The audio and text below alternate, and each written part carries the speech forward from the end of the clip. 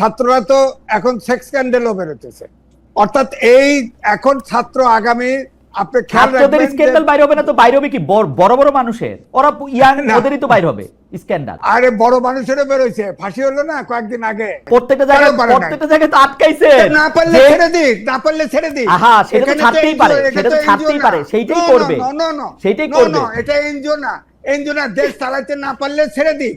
ছাইরাই দিবে রে ভাই, ধরে রাখবে না, ছাইরাই দিবে, ধরে রাখবে না, চেষ্টাটা তো করতে হবে। এটা আপনার কাছে কানে কানে বলছে, কানে কানে না, প্রকাশ্যে কানে কানের কথা আমি শুনি না ভাই। না, একটু জনাব আজাদ মজুমদার কাছে আসে। জনাব আজাদ মজুমদার, আমার কাছে মনে হয় কিন্তু যে ইউনূস গভর্নমেন্ট একটা খুবই, আমি কি বলবো, যে মানে এত বুদ্ধিমান গভর্নমেন্ট আর কখনো আসছে কিনা আমি জানি না, পুরোটা একটা চালাকিতে ভরা গভর্নমেন্ট। কেন আমি এই কথা বলতেছি, আপনি দেখেন যে বিএনপি নেতা ইশরাক হোসেনের মেয়র হওয়ার দাবিতে এখন আপনি দেখেন সাউথ ঢাকা সিটি কর্পোরেশন একটু অচল হয়ে রয়েছে। দীর্ঘদিন সরকার থেকে এটা ধোঁয়াশা রাখা হয়েছে। নির্বাচন কমিশন যখন অর্ডার দিছে তখন বলছে যে এটা একটা খারাপ আয়, তবে এই রায় দিয়ে আমরা এটা করবো কিনা সেটা নির্বাচন কমিশনে আপিল করে না। নির্বাচন কমিশন কিন্তু কখনো আপিল করে না। দুইটা জিনিস দেখেন, নির্বাচন কমিশন কিন্তু বেশিরভাগ সময় আপিল করে না। দুই হচ্ছে, সেই সময় আসিফ মাহমুদ সজীব ভাই বলছিলেন কি, আইন উপদেষ্টা ফিরে আসলে আমরা এটা নিয়ে সিদ্ধান্ত নেব। আইন উপদেষ্টা কি করলেন, ঠিক ওই সময় ছুটিতে গেলেন এবং ওই ছুটি কাটায় ফিরে আসলেন যখন, তখন আর ইশরাক সাহেবের আসলে আর ইয়া শেষ, কি বলে জানি, টাইম শেষ, এখন আর শপথ পড়ানোর দরকার নাই। 2 সপ্তাহের মতো টাইম ওই নির্দেশ পাওয়ার আগেও এটা পড়ানো যাইতো, প্রতীকীভাবে উনি মেয়র হইতেন। এটাকে বুদ্ধিমান, মানে আমি এটা কি বলবো, চালাকি কইরা এটা ঠেকানো হইলো। এইটা কেন করা হইতেছে এবং খুব নিজের এই স্মার্ট মনে করা হইলো, খুব বুদ্ধির কাজ করলেন জনাব আসিফ মাহমুদ সজীব ভাই, যে আইন উপদেষ্টা আসলে উনারা এটা নিয়ে পড়লে আমরা এটা শপথ পড়াবো, এবং তিনি এটা বন্ধ করে রাখলেন। এই চালাকিটার জবাব যখন আপনাদের দিতে হবে, আপনারা কিভাবে এটা দিবেন, মানে এইটা যদি একটু বলেন জনাব আজাদ মজুমদার, এবং এই চালাকি নিয়ে আপনারা প্রাউড কিনা যে না খুব চালাকি করে সেটা। ধন্যবাদ আপনাকে। এটা কোনো চালাকি না, আপনি এটা একটা প্রসেস। ওনারা মনে করেছে যে এই প্রসেসটা রাইট, এই প্রসেসটা ফলো করা দরকার, এবং এই প্রসেসটা অনুযায়ী ওনারা কাজ করার চেষ্টা করেছেন। জনাব ইশরাক হোসেন উনি যদি মনে করতেন যে এই প্রসেসটা রাইট না, উনি তো আদালতে যেতে পারতেন আবার, যে ওনার যদি মনে হতো যে না সরকার ওনাকে ওনার ডিউ যেটা প্রাপ্য সেটা দিচ্ছে না। যেটুকু আমি আজকে আপনার সাথে আসার আগেও আমি এই বিষয়টা নিয়ে আমি জনাব আসিফ মাহমুদ সজীব ভাইয়ের সাথে কথা বলেছি। ওনার কাছ থেকে আমি যতটুকু জেনেছি, উনি বলেছেন যে এটা একটা সাবজুডিস ম্যাটার ছিল। ওনাকে যখন আদালত থেকে বলা হলো, আড়ালের কথা তো আমরা শুনতে পারবো না। আসিফ মাহমুদ সজীব স্পষ্ট বলেছেন যে আমরা আইন উপদেষ্টার মতামত চেয়েছি, আদালতের সাবজুডিস ছিল না। সেটা আইন উপদেষ্টার মতামত উনি চাইতেই পারেন আদালতে, যখন কোনো একটা বিষয় কোন একটা আইন উপদেষ্টা ছুটিতে থাকলে আমাদের এখানে এসে বলছেন যে সে আদালতের এই রায়টা ভুল ছিল। আপনি কিন্তু আমাকে শেষ করতে দিন। জি জি প্লিজ শেষ করুন। আপনার যখন বিষয়টা সাবজুডিস ছিল, একটা বিষয় যখন সাবজুডিস থাকে তখন তো আইন উপদেষ্টারই মতামত চাইবে। এ বিষয়ে নিশ্চয়ই ক্রীড়া উপদেষ্টা বা অন্য কোনো সংস্কৃতি উপদেষ্টার মতামত চাইবে না। সো সাবজুডিস ম্যাটারে আইন উপদেষ্টার মতামত চাইবেন স্থানীয় সরকার উপদেষ্টা, এটা খুবই একটা স্বাভাবিক বিষয়। আপনার আদালত থেকে যখন আপনার আজাদ মজুমদার, আমি আপনি কথা একদম নিরিবিলি বলেন, আমারও কথা বলে গলা ব্যথা করতেছে আজকে।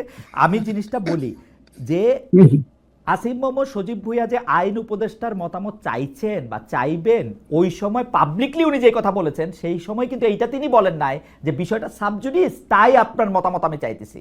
তিনি আইনি ব্যাখ্যার জন্যই আইন উপদেষ্টার ব্যাখ্যা চাইছেন, সাবজুডিস বলে না। কিন্তু আপনি প্লিজ আমার একটু কথা বলতে কারণ উনি কোন কারণে মতামত চেয়েছেন সেটা তো আপনাকে বলেন। উনি যেটা বলছেন সেটা আমি বলতেছি, উনি বলছেন যে আমি মতামত চাচ্ছি কারণ জিনিসটার মধ্যে আইন উপদেষ্টা মতামত দরকার। হ্যাঁ, তো উনি দরকার এই কারণে চেয়েছেন, এবং দরকারটা কি কারণে সেটা তো উনি আপনাকে বলেননি। আর যেহেতু আপনাকে বলেননি, আপনি এটা তো অনুমান নির্ভর কোনো কিছু আপনি কি তার কাছ থেকে শুনেছেন? আমি তার কাছ থেকে শুনেছি সাবজুডিস বলে উনি আইন উপদেষ্টা মতামত চেয়েছেন। অবশ্যই যখন সরকারের একটা বিষয়ে যখন আদালতে যায়, তখন সরকার এই বিষয়ে আইনি পদক্ষেপ কি হতে পারে, আদালতের পদক্ষেপ ছিল না জনাব আজাদ মজুমদার। তিনি তাহলে আপনি আবার একটু আসিফ মাহমুদ সজীব ভুঁইয়াকে বলেন, তখন কিন্তু আদালতে পেন্ডিং ছিল না, আদালতে পেন্ডিং ছিল। এটাতে তো আপিল করা হয়েছিল। আপিল করার কারণে উনি আইনি উপদেষ্টার মতামত জন্য অপেক্ষা করছিলেন। তো আপনি বলতেছেন যে এটা সাবজুডিস বলে আইন উপদেষ্টা মতামতের জন্য অপেক্ষা করতেছিলেন, তারপরে যখন আইন উপদেষ্টা ফিরে আসলেন তখন আর বিষয়টা সাবজুডিস থাকলো না, তখন বিষয়টা হইলো যে শপথের বা মেয়াদ শেষ হয়ে গেছে, সেই জন্য আমরা শপথ পড়াবো না। না, তখন তো নির্বাচন কমিশন যে গ্যাজেটটা দিয়েছিল সেটার মেয়াদ শেষ হয়ে গিয়েছে। তারপরে আবার আরেকটা এইটা চালাকি মনে হয় কিনা জনাব আজাদ না না না না, এটা একটা আইনি প্রক্রিয়া। আপনার আইনি প্রক্রিয়া অনুসরণ সেই করা আইন হচ্ছে আপনি শাহাদাত সাহেবের সঙ্গে দেখাবেন না, ইশাক সাহেবের না, সঙ্গে দেখাবেন, এটা হচ্ছে আপনার ইচ্ছা। আমার ধারণা আপনাকে আরেকটু এই বিষয়ে গভীরে যাওয়া প্রয়োজন। না, শাহাদাত আমি সাহেবের এত গভীরে যাইতে পারবো না, আপনি নিয়ে না যান না, আমাকে অবশ্যই গভীরে। যাইতে হবে। যে বলেন আপনি যখন বলেন কখনো কোনো গভীরতাটা আলোচনা দেখান। করবেন অবশ্যই। জি, আপনি শাহাদাত সাহেব এবং ইশরাক সাহেবের বিষয়টা ভিন্ন। শাহাদাত সাহেব মামলা একটা করেছিলেন চিটাগাং, একটা ফলাফল ঢাকা। বাতিল, নো, ফলাফল বাতিলের জন্য। উনি ওনার আগে যাকে জনাব রেজাউল করিম ওনাকে বিজয়ী ঘোষণা করা হয়েছিল, উনি এই ফলাফলটা বাতিল চেয়ে আদালতে আবেদন করেছিলেন। জনাব ইশরাক নির্বাচনটাই বাতিল করার আবেদন করেছিলেন। দুটো আবেদনই ছিল ভিন্ন। দুটো আবেদন জনাব আজাদ মজুমদার, ভিন্ন ভিন্ন আবেদনে একই রেজাল্ট আসতে পারে, ভিন্ন ভিন্ন রায় আসতে পারে। জনাব ইশরাকের রায় আমি দেখেছি, আপনারা এই উকিলি তর্ক করতেছেন যে আবেদন ভিন্ন, কিন্তু রায় আমি পড়ে দেখেছি, সেই কোর্টের রায়ের মধ্যে ইশরাককে ওইখানে বসানোর ব্যাপারে কোনো আপত্তি ছিল না, কোনো রকম ঝামেলাও ছিল না। কোর্টের আপনি জানেন যে কোর্টের অনেকগুলো লেয়ার আছে। আমি আপনাকে বলি, না অবশ্যই আসে যায়, আমি আপনাকে বলি অবশ্যই না, আসে যায় না, যায়। আমি আপনাকে বলি কেন যায় না, আমি আপনাকে বলি যে বাংলাদেশের সর্বোচ্চ আদালত, বাংলাদেশের সর্বোচ্চ আদালত পঞ্চম সংশোধনী, দ্বাদশ সংশোধনীর মতো বড় বড় সংশোধনী বাতিল করেছিল কিসের আবেদনের প্রেক্ষিতে আপনি জানেন? মুন সিনেমা কার মালিকানা যাবে সেটার জন্য, মুন সিনেমা হল। আমি এই বিষয়ে মুন সিনেমা হল বা পঞ্চদশ সংশোধনী এত বড় সেই জন্য আমি বললাম আবেদনের বিষয়ের উপরে রায় নির্ভর করে না রে ভাই, আবেদনের বিষয়ের উপরে রায় নির্ভর করে না। না, কিন্তু আবেদনের একই পৃথক আবেদনে যদি একই ধরনের ফলাফল আসে, হ্যাঁ, আসবে। নাগরিকদের কারো মনে হয়তো প্রশ্ন আসতে পারে। আপনার কাছে যেরকম একরকম প্রশ্ন আসে, নাগরিকদের মনে হয়তো কোনো প্রশ্ন আসতে পারে। সে কারণে একটা রিট হয়েছিল। রিট করার অধিকার তো প্রত্যেকটা নাগরিকের আছে। আপনার এখন যখন রিট হয়েছে, তখন রিটের মীমাংসা পর্যন্ত তো আপনাকে অপেক্ষা করতে হবে। সো আপনি একটা আইনি প্রক্রিয়াকে আপনি যখন চালাকি বলেন, তাহলে তো আর কেউ কখনো কোনো বিষয়ে আইনের আশ্রয় নিতে পারবে না, আইনের ব্যাখ্যাও চাইতে পারবে না।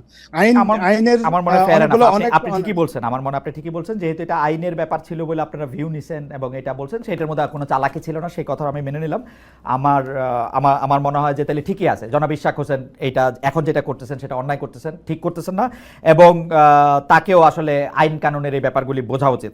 আমি এই ব্যাপারে একটু জনাব আজিজ, আজিজ আপনার একটু মন্তব্য শুনতে চাইবো ছোট করে। জনাব আজাদ মজুমদার স্পষ্ট বলেছেন যে এটা আসলে আইনি প্রক্রিয়া ছিল, তারা কোনো আইনের বার্তায় ঘটান নাই। আমি খালেদ, আপনার কথাই আমি একমত। এটা সরকারের অযোগ্যতা, সরকার এই সমস্যা তৈরি করেছে, সরকার চালাকি করেছে। কারণ হচ্ছে সুপ্রিম কোর্টের রায়, সেটা ইলেকশন কমিশন প্রজ্ঞাপন দিয়ে দিছে, এলজিআইডি মিনিস্ট্রি ওথ পড়াবে, ওথটা বাকি ছিল। হ্যাঁ, সেটার ব্যাপারে এমন ভাবে আজিজ ভাই, এমন ভাবে আপনি বলতেছেন ওথটা বাকি, যেন ওথটা কিছুই না, ওথটা যে একটা কিছু, সেইটার জন্যই তো ওথ না হলে কেউ মেয়র হইতে পারে না, এই প্রভিশনটা রাখা হয়েছে। আচ্ছা, ঠিক আছে, রাখা হয়েছে। আপনি সরকার, আপনি সরকার, আমি চালাকি করি। আমি প্রেসিডেন্ট, রাষ্ট্রপতি ওই ওথ অনুষ্ঠানে, অন্তর্বর্তীকালীন সরকারের ওথ অনুষ্ঠানে ছিলাম। সেখানে তো ওথ নিয়েছে এই চুপ্পু সাহেবের কাছে যে সংবিধান সম্মত রাখার, সংবিধান সম্মত রাখার জন্য ওথ নিয়েছে। সেই সংবিধান সংস্কার করে কিভাবে? এদের কি কথা বলেন? আমি ওথ নিয়েছি, আমি এই ঘর ঠিক রাখবো, আমি ঘর রং করতে পারবো না, জানালা একটা লাগাইতে পারবো না? না না না, আপনি মালিক হলে পারবেন, আপনি পারবেন না। এটা নির্বাচিত, আমি তো জনগণের রিপ্রেজেন্টেশন করতেছি। জনগণের রিপ্রেজেন্টেশন, এটা আপনি বলতে পারেন, কিন্তু আমি কথা হচ্ছে এইরকম একটা গণ অভ্যুত্থানের পরে একটা সরকার ক্ষমতা আসলো, আপনি তার রিপ্রেজেন্টেটিভ গভর্নমেন্ট করবেন না? রিপ্রেজেন্টেটিভ গভর্নমেন্ট বাংলাদেশের বর্তমান সংবিধান অনুসারে রিপ্রেজেন্টেশনের বাইরে একদিনও কেউ থাকতে পারে না রে ভাই, তারা তো তাহলে আপনি শোনেন, আমার চাইতে আইনের জ্ঞান আপনার কাছে বেশি আছে। আমি আপনাকে প্রশ্ন করি, আপনার ডক্টর মোহাম্মদ ইউনূস, তিনি 6 মাসের জেল ছিল, তার বিরুদ্ধে দুর্নীতির মামলা ছিল, তিনি কি নৈতিক কারণে সরকার প্রধান হতে পারে? তার বিরুদ্ধে খুবই প্রাথমিক অবস্থায় তার ওনার যে কোর্টে মামলা ছিল তার উপরে আরো 3টা কোর্ট আছে ভাই। এরকম মামলা আমার আপনার বিরুদ্ধেও এখন একসাথে থাকতে পারে। আজাদ সাহেব মামলা দিয়ে দিলে আপনার মামলা হয়ে যাবে না। শেষ করি, সেই কেসগুলোতে উনি নড়েন নাই, সেই কেসগুলো এক্সিকিউটিভ অর্ডারে খালাস করে দিয়েছে। 1 2 হলো, তিনি, আপনি খেয়াল করে দেখেন যে তিনি আপনার 106 অনুচ্ছেদ অনুযায়ী সুপ্রিম কোর্টের মতামত নিয়েছে প্রেসিডেন্ট, এটা প্রথমে বলা হলো, এখনো বলা হচ্ছে, এবং সেনা প্রধান বলেছিল যে আপনার 626 জন সেনানিবাসে আশ্রয় নিয়েছে। আমি নিজে বলেছি হুম। যে অন্তর্বর্তীকালীন সরকার কেন সেনাপ্রধানকে জিজ্ঞেস করে না 626 জন গেল কোথায়? আমরা তো ভারতে না, না, দেখি, আমি আমরা বলি- দুবাইতে আমি বলি- দেখি। আমি বলি আজিজ ভাই আর্গুমেন্টটা বলেন যে 106 অনুসারে প্রধান বিচারপতি সহ 6 জন বিচারক বলছে আমি যে- আমি ওইটাই শেষ করছি। জি। যখন সেনা আইএসপি থেকে সেই তালিকা দেওয়া হলো, হ্যাঁ তখন দেখা গেল প্রধান বিচারপতি অ্যাপিলেট ডিভিশনের আরো জাস্টিস ওই সেনানিবাসে হ্যাঁ, ছিল। তাতে অসুবিধা কি হয়েছে?